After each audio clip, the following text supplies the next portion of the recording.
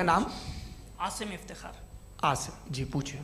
Sir, Javed sir से सवाल है कि आपने अपने माइक थोड़ा करीब अपने क्लोजिंग स्टेटमेंट में बात कही थी कि मज़हब का जो फ्यूचर है वो ज़्यादा दिन नहीं जाने वाला है, लेकिन मैं देख पा रहा हूँ कि जो ऑक्सफोर्ड यूनिवर्सिटी की एक स्टडी है 2011 में हुई है, जिसके 50 एकेडमिशियंस ने इसको अंजाम दिया था, उसमें वो ये कहते हैं कि जो फेथ इन गॉड है वो इनबिल्ट है ह्यूमन नेचर के अंदर, जिसको हम कहते हैं फितरत के अंदर शामिल है वो। और वो ये कहते हैं कि अगर कोई ये समझता है कि मज़हब को वो ख़त्म कर देगा तो ये उसकी गलत फहमी है। तो आप इसके बारे में, इस स्टडीज़ के बारे में क्या कहते हैं? ठीक है, मैं उनसे एग्री नहीं करता हूँ। वो कौन से प्रोफेसर होंगे? ऐसा उनके पास डेटा है, इन्होंने डेटा के बेस होगा। डेटा क्या हो सकता है?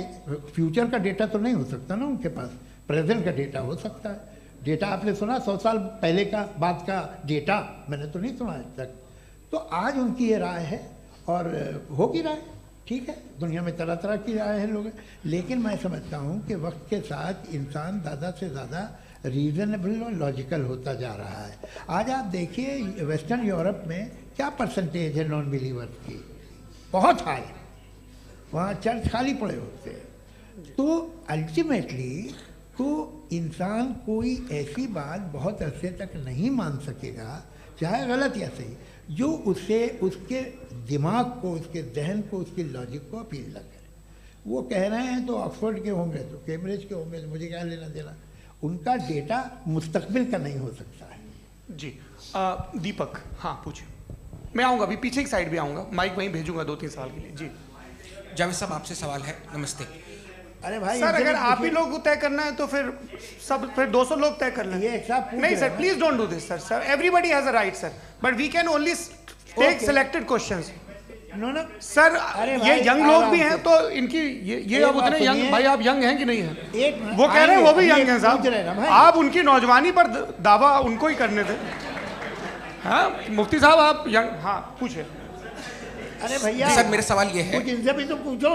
जी नहीं, बस आपसे एक सवाल है। जैसे थीस्टों के पास, अपने जो ईश्वर को मानते हैं, उनके पास अपने सोशल गेट टुगेदर्स हैं। 5 रोज़ आज क्रिसमस आने वाला है, होली है, दिवाली है, ईद है।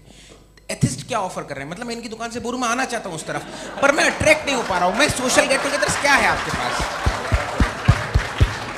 वो ये कह रहे हैं कि जो धार्मिक लोग हैं, अलग अलग धर्म के लोग, उनके उत्सव त्योहार, कॉन्ग्रीगेशन बहुत हैं। अब आपको मैं एक सुनाता हूँ, यहाँ हिस्टोरियन भी बैठे हैं। मृदुला जी, आप बताइएगा सही है कि नहीं। ये एक कॉन्स्टेंटाइन, एक ग्रीक रोमन बादशाह था, जो क्रिश्चियनिटी आने के 400 साल बाद उसने डिसाइड किया कि मैं क्रिश्चियन हो जाऊंगा, मेरी पूरी स्टेट कैंसिल हो जाएगी। उस ज़माने में ऐसे ही होता था, राजा जो धर्म इख्तियार करता था वो जनता भी कर लेती थी, इसलिए कि वो हो गया था बैंकरप्ट। और उसे जो मेडिटेरियन कोस्ट के रिच क्रिश्चियन वो थे मर्चेंट, उससे पैसा चाहिए था। तो उसने कहा यार क्रिश्चियन हो जाओ। तो उसने अपने वजीर से कहा कि भाई ये हिस्ट्री है कि अब हम लोग क्रिश्चियन हो जाते हैं। पहले सर हो जाएंगे, कोई प्रॉब्लम नहीं है, लेकिन एक प्रॉब्लम ये है कि 17 दिसंबर से 25 दिसंबर तक जो पेगन फेस्टिवल होता, जो पेगन जो फेस्टिवल होता है वो बंद हो जाएगा, इसलिए कि हम क्रिश्चियन हो गए तो होगा नहीं। तो वो बच्चों को बहुत बुरा लगेगा, पब्लिक को बहुत इन्जॉय करते हैं, ख़ासतौर से 25 को मेन डे। उसने कहा हाँ ये तो सही कह रहे हो। ये जीसस क्राइस्ट की पैदाइश कब थी? पहले साहब वो अप्रैल में थी। नहीं, कट करो, वो 25 दिसंबर को है। ये हकीकत है जी। और 400 साल बाद क्रिश्चियनिटी के अप्रैल से दिसंबर ले आए, और इसलिए कि यहाँ पेगन फेस्टिवल होता था। अब मनाते हैं आप आराम से। ये जो सारे फेस्टिवल हैं ये रिलीजन से, हर एक को एक इंटरटेनमेंट डिपार्टमेंट चाहिए होता है अपनी कंपनी चलाने के लिए। तो ये रिलीजन ने, ये सेकुलर त्यौहार थे जिन्हें रिलीजन्स ने ले लिया है। ये मौसम के थे, फसलों के थे, किसानों के थे, उसको आपने लेकर रिलीजियस रंग दे दिया। ये कोई रिलीजन से थोड़ी आए आप। अच्छा हमें देखिए, हम तो मुल्द हैं, हम ईद मनाते हैं, हम दिवाली मनाते हैं, हम होली मनाते हैं, हम क्रिसमस मनाते हैं। बम्बई की फिल्म इंडस्ट्री की सबसे बड़ी होली हमारे घर में होती है, सबसे बड़ी ईद हमारे घर में होती है। वो हमारी सोशल वो है, हमारा हेरिटेज है। ऐसा थोड़ी है कि we will throw the baby along with the water. ये तो अच्छी चीज़ है, इन्हें रखो, जो बेकार है फेंक दो। जी हाँ हेलो जी, मेरा सवाल नादवी जी से है।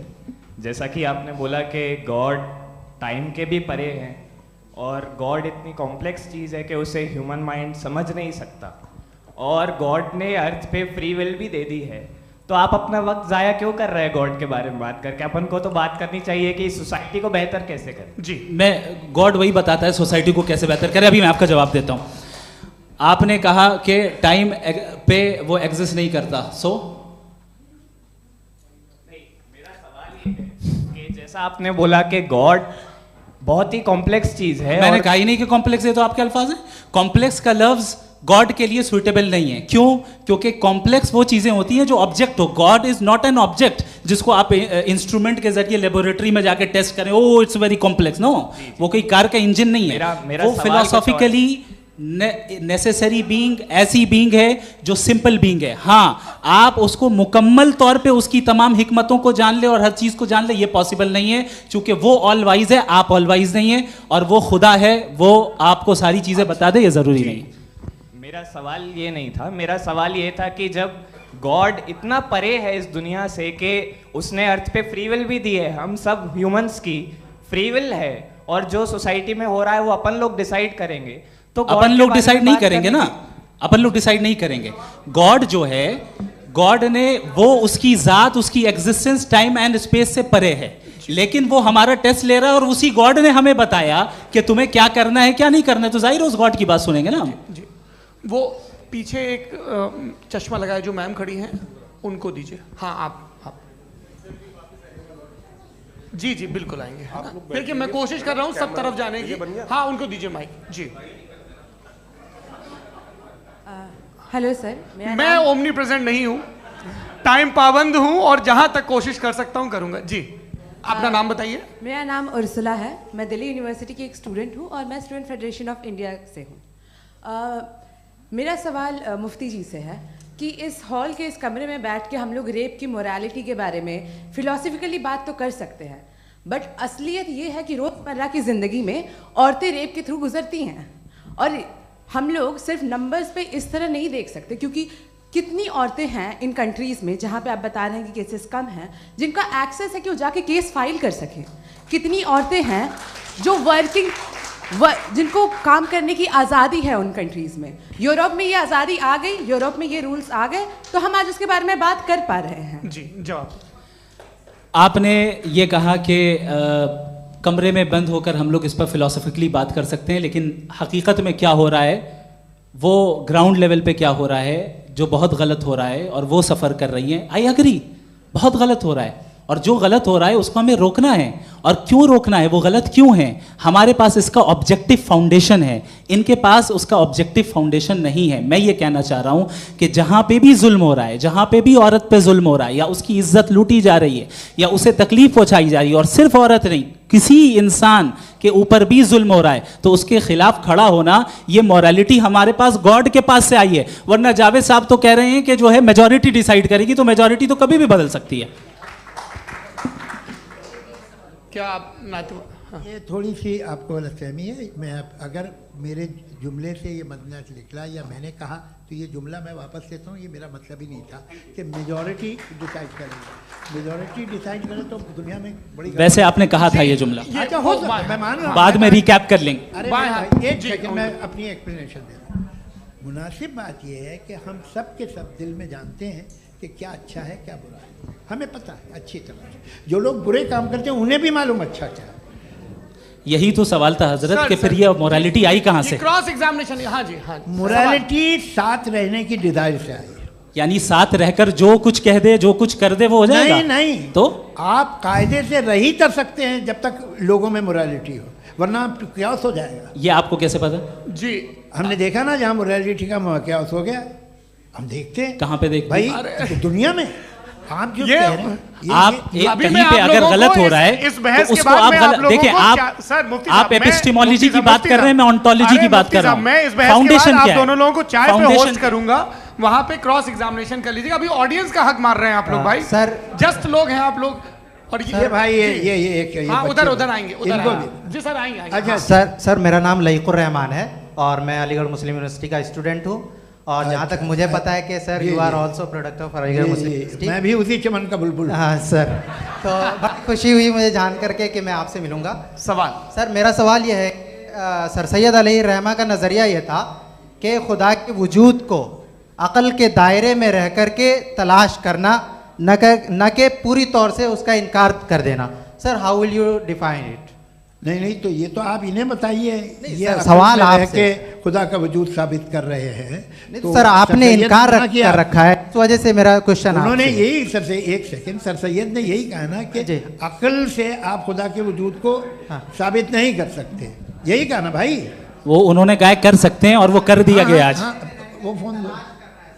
तलाश करना या साबित करना अक्ल से अक्ल से नहीं हो सकता। सर अरे सवाल तो सुन लीजिए जी।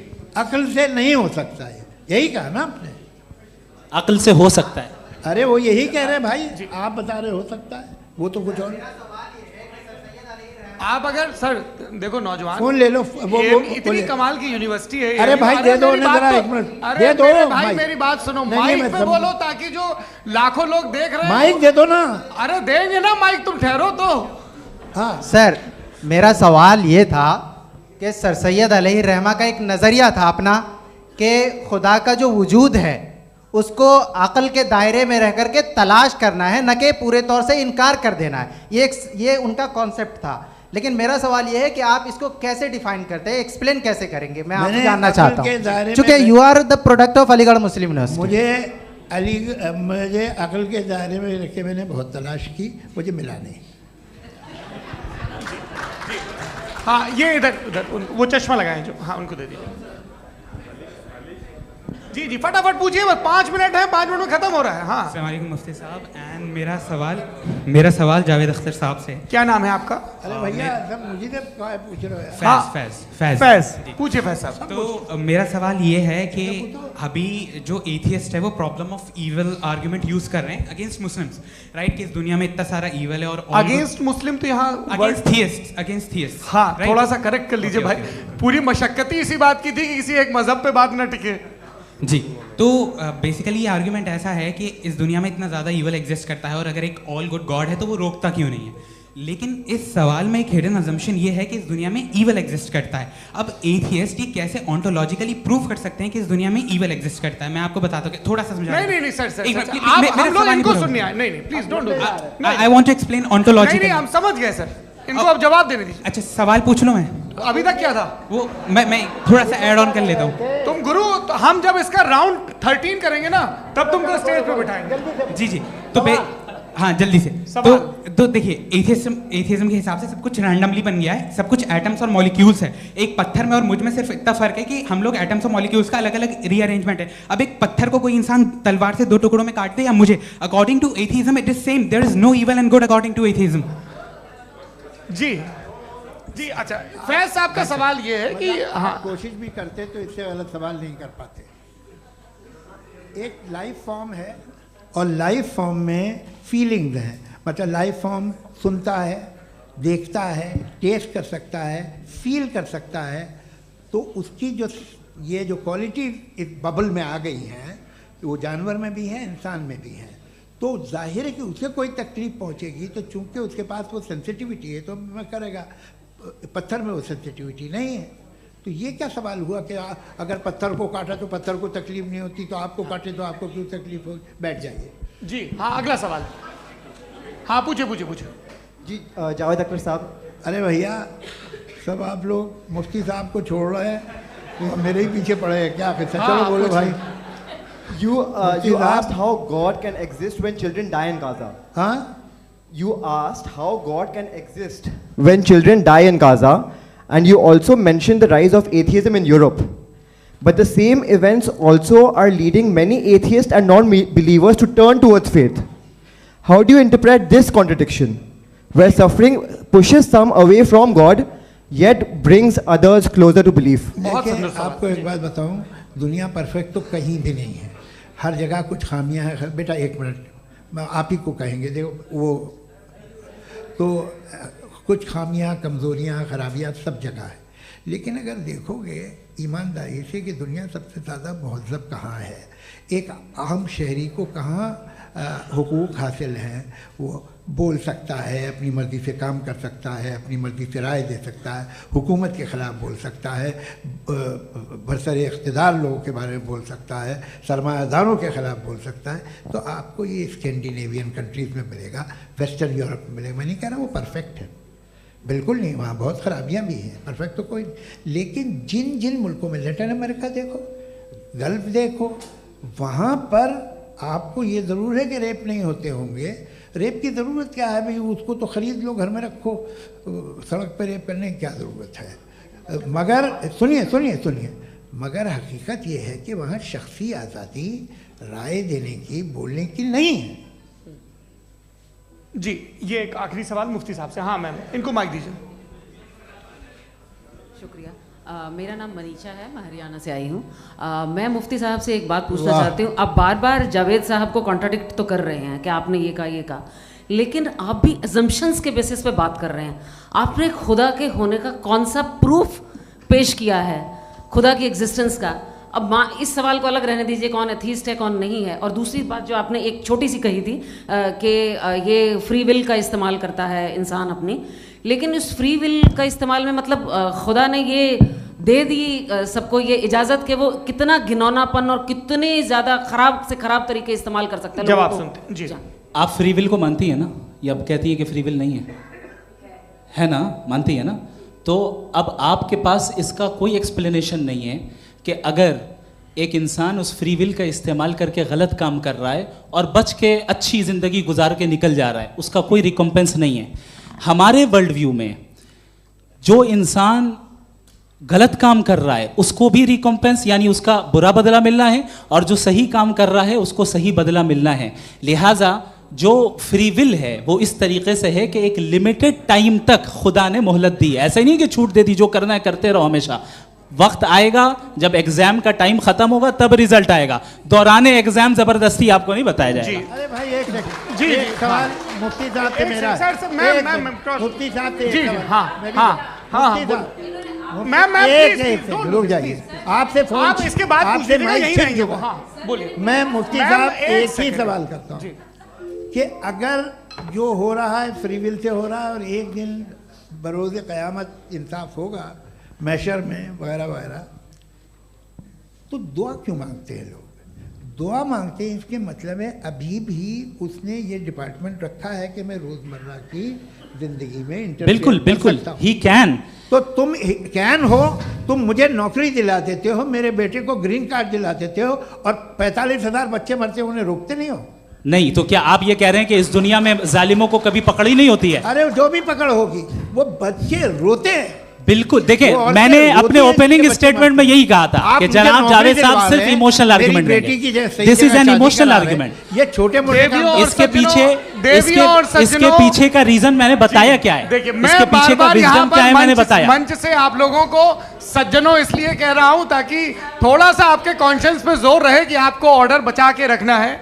वक्त तय हुआ था, ये वक्त पूरा हुआ, आपने इतने धैर्यपूर्वक सुना, मैं आप सबका बहुत बहुत शुक्रगुजार हूं। यदि इन दोनों विद्वानों की इच्छा होगी तो कभी हम इस बातचीत का राउंड 2, राउंड 3, यही तो देखिए खूबी है इंसान की कि बहस मुबाहसे में वो पड़ा रहता है। आप लोगों ने बड़े धैर्य का परिचय दिया, बहुत बहुत शुक्रिया। इसी के साथ ये बातचीत यहाँ पे समाप्त होती है। आप लोगों को मैं एक बात बता दूं, ये सारी बहस हो गई, अब मुफ्ती साहब और बड़े मुफ्ती साहब इन साथ के साथ मैं खाना खाने वाला हूँ।